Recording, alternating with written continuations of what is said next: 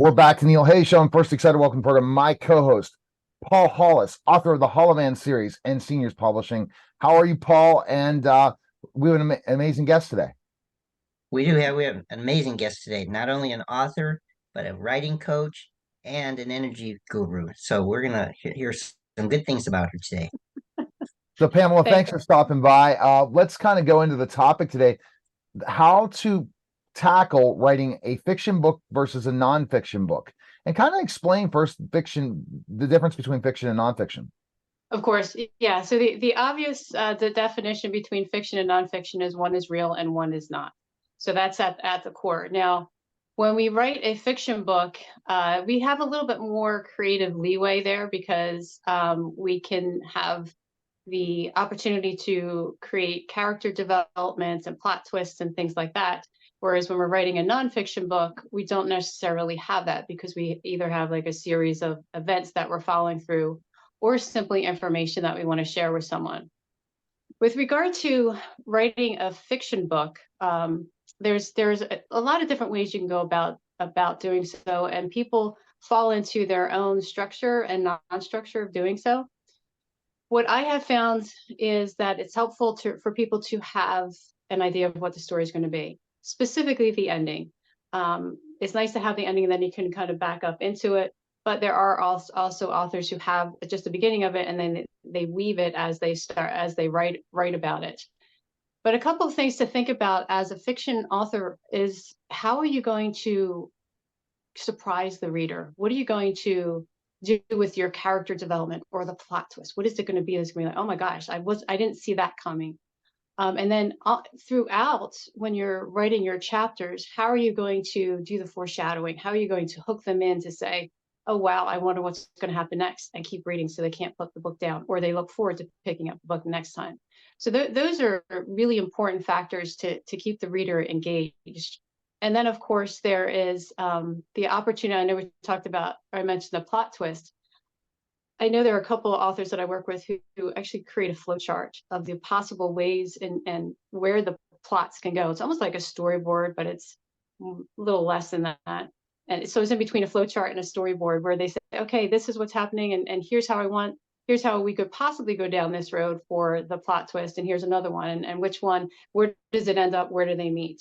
So that I think is a creative piece that fiction writers get to do, which we don't always get to do as nonfiction writers. With nonfiction writing, it's important I talked about this, I think, last time a little bit. I like having an outline. But I will say there are some folks who do have the ending in mind. They know what the end result is that they want, and they kind of back into it that way too.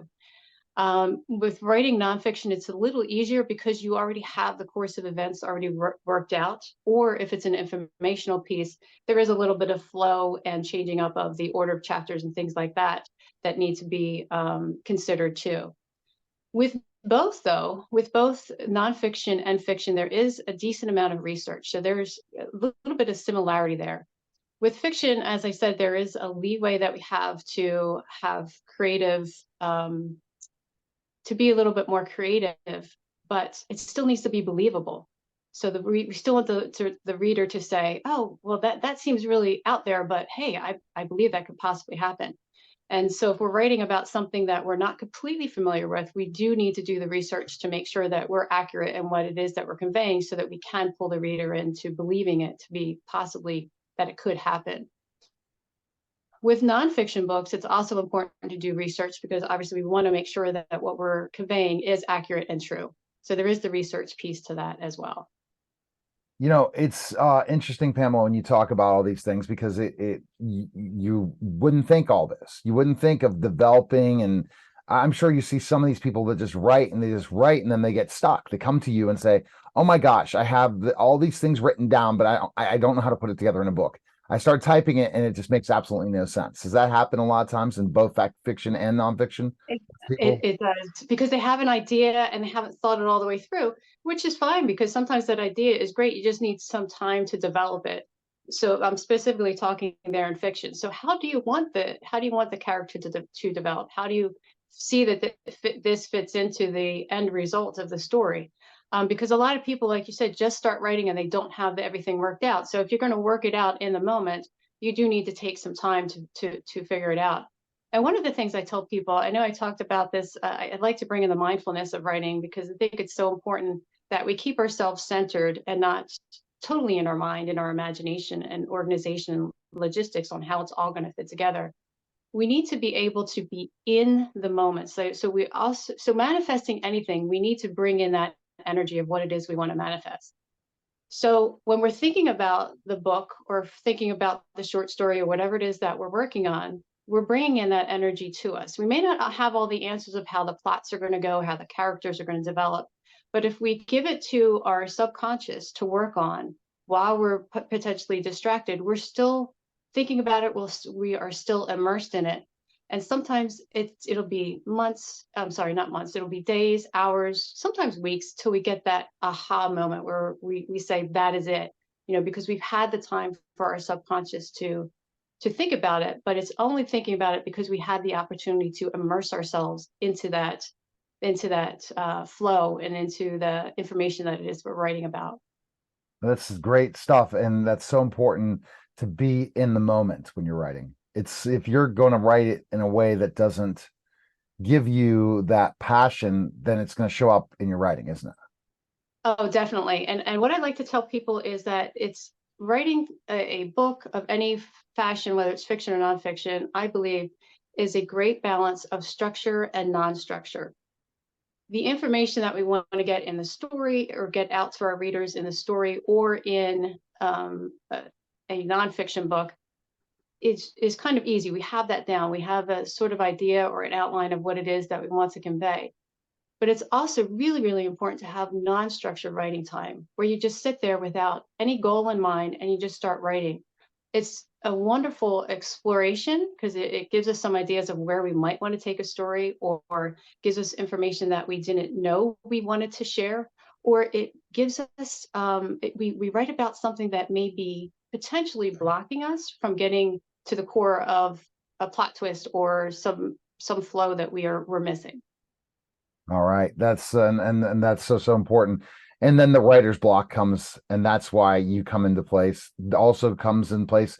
Sometimes people create a book that really doesn't make sense to be a book, right? Pamela, it might be where you really have to draw out more things, and especially not more nonfiction that happens, right?